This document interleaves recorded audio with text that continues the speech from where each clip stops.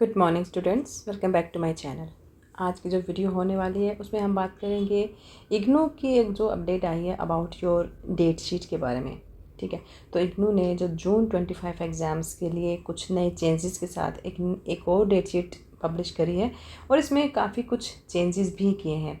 यहाँ तक कि जो तुम्हारे जो एग्ज़ाम्स की डेट है उसको भी काफ़ी कुछ उसमें बदल दिया है, उसमें चेंज कर दिया है।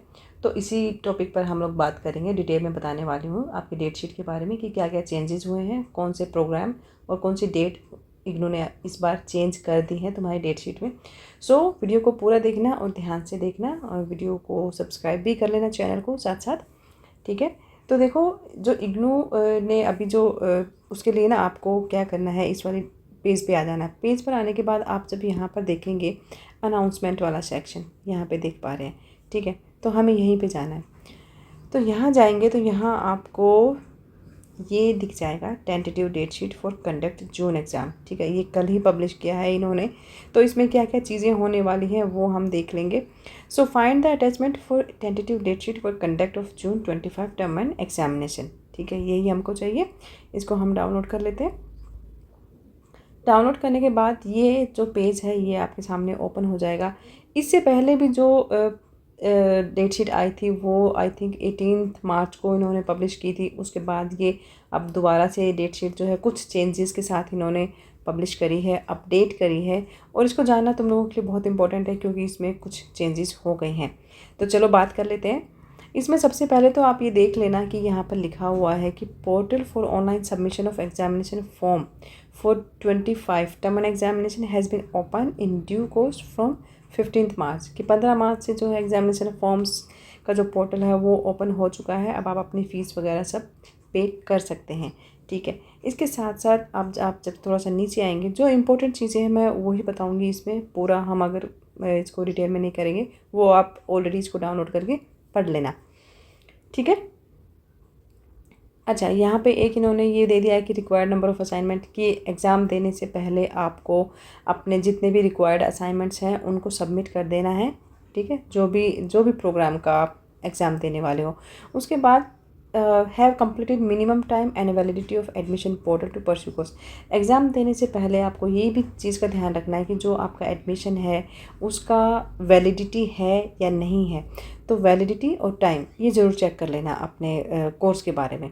ठीक है, इसके बाद फिर हम जब नीचे यहाँ पर और थोड़ा सा स्क्रॉल करके देखते हैं तो यहाँ पर आप देखेंगे कि the courses are from same group. अगर किसी भी ग्रुप का जो सेम ग्रुप है, as exam of course in particular group is conducted on same date and time.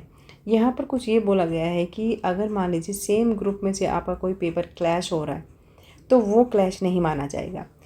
और यदि बैकलॉग से है, course are backlog from different years, तो ये सारी जो चीज़ें हैं।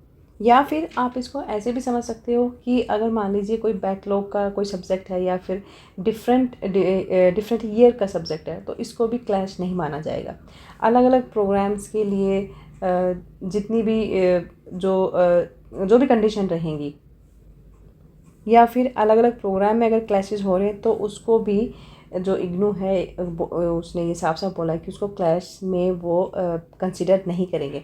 इसके अलावा जो दूसरी कंडीशन आती है उसमें ये होता है कि जो आपकी जो मेल आईडी है, डेट शीट है, मान लीजिए आपको अगर इनमें से कोई भी प्रॉब्लम आती है, ठीक है, उसके साथ साथ जो हम अगर नीचे यहाँ पर स्क्रॉल करेंगे तो उन्होंने ना ये ईमेल आईडी दी हुई है, तो यहाँ पर आपको अपनी क्वेरी बता देनी है।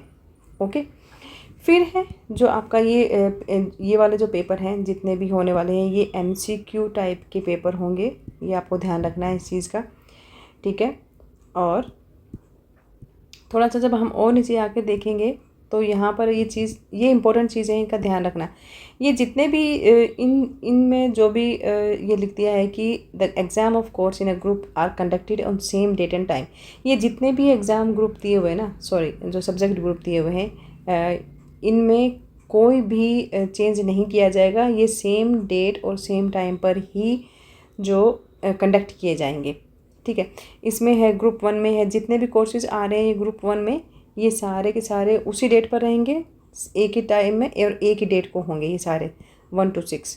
ठीक है, इसके बाद जब आप नीचे आएंगे तो थोड़ा सा और अगर मैं आपको बता दूं, इसमें एक और जो इम्पोर्टेंट चीज़ थी इसमें वो थोड़ा मिस हो गई थी। इसमें ये है कि जो कुछ पेपर हैं ये वाले, ठीक है, अब आप इन पेपर्स को आप बंगाली लैंग्वेज में भी दे सकते हो। ये इन्होंने परमिट कर दिया है कि learners appearing the T24 onwards in CRD, PGRD and these are permitted to write their scripts in Bengali language also। ठीक है, तो अगर आपका इनमें से कोई कोर्स है तो you are now permitted to you can write your exam in Bengali language also.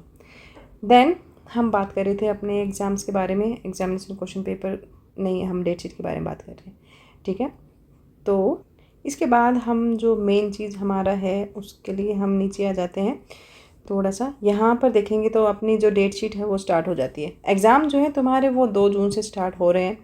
ठीक है, 2 जून से लेकर आपका ये यहाँ पर लास्ट जो एग्ज़ाम होने वाला है वो 11 जुलाई, तो 11 जुलाई तक आपके लास्ट तक एग्ज़ाम्स हो जाएंगे।